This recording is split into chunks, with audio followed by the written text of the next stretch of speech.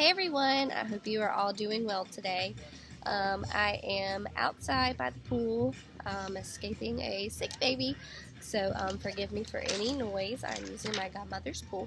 Um, but after watching the hot seat video, I think if I were to work with someone who is considering working from home, the model I would use is the Harvard framework.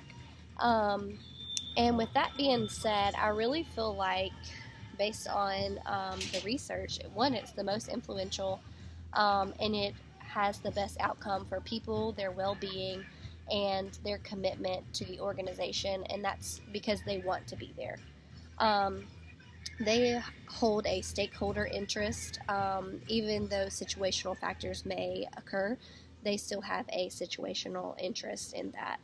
Um, the employee influence is the central feature of the human resources system, so the employees actually have an influence on the organization's role of success and the thoughts of the business, which I really think is important, so that the managers are trusting the employees that they're going to do their job, and that the managers shouldn't have to exert any influence on the employees because they are compatible with the organization's goal as a whole.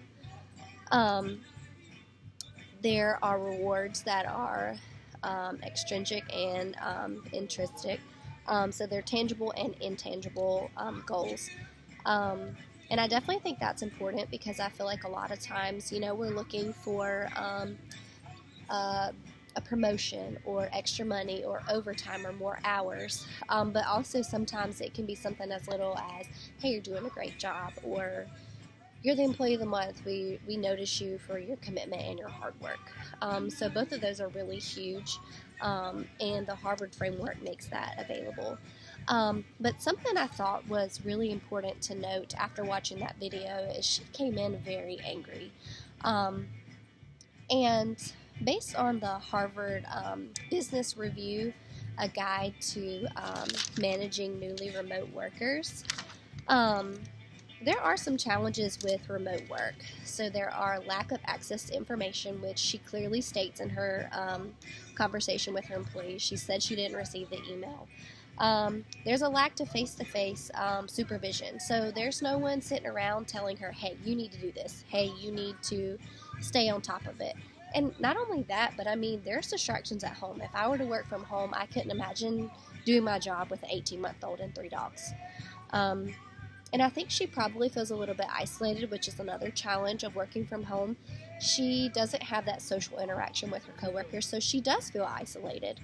And then there's that lack of face-to-face supervision. So she feels like she's not being heard from her boss. And she mentions that she feels out of mind and out of sight. And the manager even mentions that they haven't spoke to her in a while and he just wanted to check in.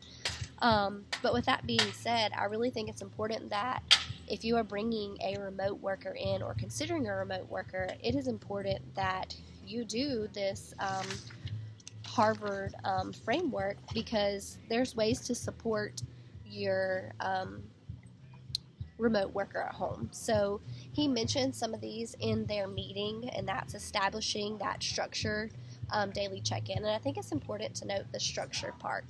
We want to check in with our employees, but we don't want to be so casual, because at the end of the day, you are sitting there, and you're running a business. And we, as much as we want to check in on our employees, we also want to make sure that the job that has been laid out for you is getting done. And in this situation, it's not getting done. She's missed 2 deadlines, and then she even misses a meeting out of the 3 meetings that they had scheduled. So there needs to be several different communication options, which is also mentioned within this Harvard Business Review, the supplemental resource that was given to us. Establishing the rules of engagement. So let's say if she was to participate in a meeting it doesn't need to be just over the phone. Like, we would like to see her face. That way, we're getting back to some of those challenges that remote workers have, again, with that social isolation, distractions at home, because you kind of have that supervision even though you're not in person. Then providing opportunities for remote social interaction. So maybe if you have a meeting in the office, you have an option for Zoom, so that employee who works from home has the opportunity to participate in that remote social interaction. So again, we're avoiding that social isolation.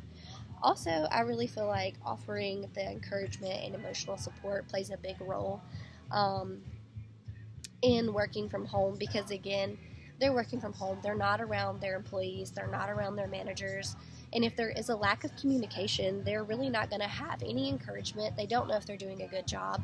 They don't feel supported, especially if they're just doing their job and just sending the deadlines. And I really feel like the only reason in the video she receives any feedback or a meeting is because she did miss that deadline. So it was to the point where she had been building and building and building, and they actually had to meet. And she was very defensive to start off. She feels underappreciated, and I feel like she thinks other employees, and they're probably employees who are in office, are getting better jobs than her or better contracts than her. And he calls her in just to discuss why she was late on that deadline, and not really to discuss, is there anything going on? It was just an immediate, what's going on. But then he calls her in, and he really tries to make it personal and ask her how she's doing. And she just said she was busy, and she just really wanted to cut right to it. She was ready to quit. So again, I really feel like she had that lack of face-to-face supervision. She may have been distracted. And then I really feel like the most important factor here is that social isolation. She feels really isolated, probably from the company and probably a little bit in general, because she just doesn't feel like she is supported. And I feel like that support piece is huge when working from home. And I can say that as of working from home when COVID hit as a teacher. I really didn't know what I was doing. And it was just one of those things where you're like, I'm pushing this out through the internet and I'm trying my best. But that was one of the situations where there was no time to meet and discuss those rules of engagement. But with that being said, I really feel like the Harvard framework provides the best support. You kind of know what to expect. Communication is huge here. And those rewards play a huge factor. The long-term consequences, really promoting individual well-being, organizational effectiveness, and societal well-being as a whole, as a company or as an organization. It's really important to remember that the employees are actually a stakeholder in the business in the Harvard framework.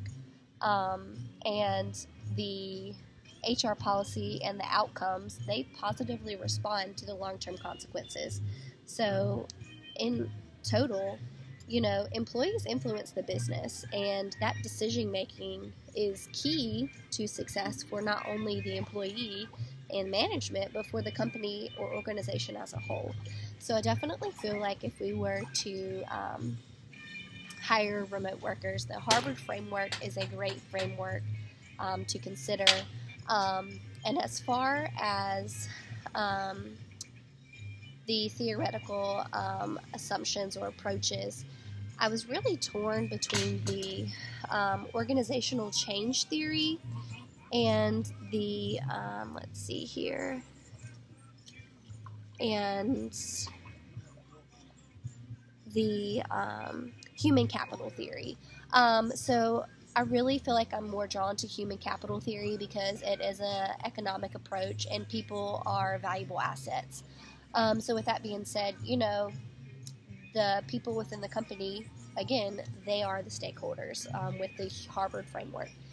You invest in your employees just as you invest in your managers. And, you want to invest those values of the company into your employees to get the best outcome, not only for the individual, but for the organizational as the whole. And then as far as organizational change theory, I touched on this one a little bit because I feel like, there are different forms and levels of quality over time. And in their meeting, they discuss, he was like, each employee is different, or every person is different. And I do feel like that's important because each employee brings something different to the table. Um, while I may be able to bring a special education factor, there is still special education in higher ed. So someone else in the class may be able to bring that as well. Um, but overall, I really feel like the Harvard model provides a great opportunity for not only the employee, but for the organization as a whole.